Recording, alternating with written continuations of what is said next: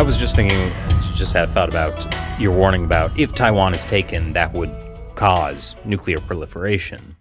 What if we do just a little preemptive nuclear proliferation and give Taiwan nukes? I know it's kind of like this is one of those counterfactuals where, what if Ukraine still had nuclear weapons? What if Taiwan probably shouldn't have given it up? Yeah. If Taiwan had succeeded in creating a nuclear arsenal in the 1970s and was unwilling to give it up, even in the face of American pressure and so forth, it might have led to a different calculus right now. The problem with trying to provide Taiwan with its own nuclear arsenal right now, I mean, there are political problems in a lot of different places and so forth. But one is that Beijing, I think, has made clear that is a red line for Beijing.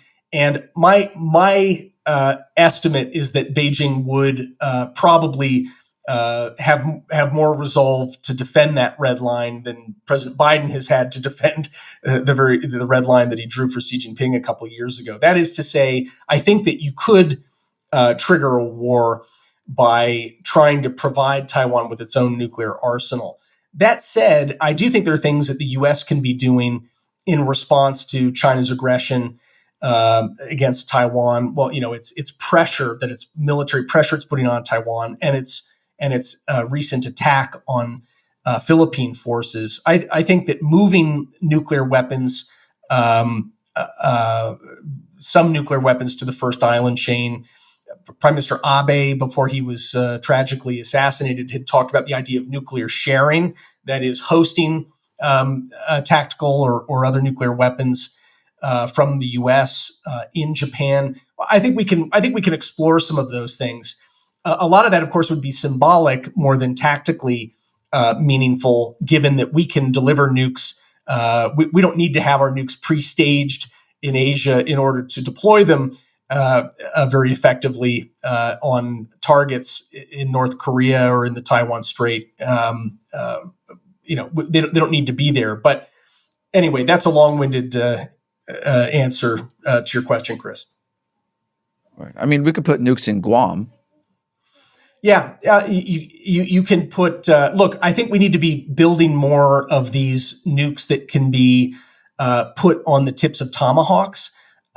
We used to have a lot of these, and they were dismantled during the Obama administration. I think we need to put those back together again, because if we're limited to strategic nukes as the only nuclear sort of option, it actually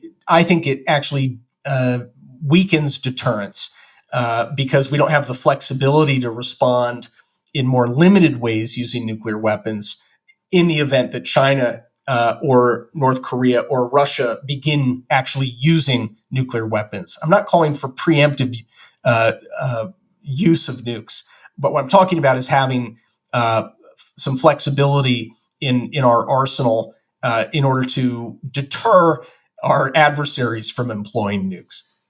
So in other words, the bigger and more diverse our nuclear arsenal gets, the less likely that any of it will ever have to be used. Yeah, I mean, our strategic nukes have some flexibility in how they can be employed. You can decide what the cone of destruction can be.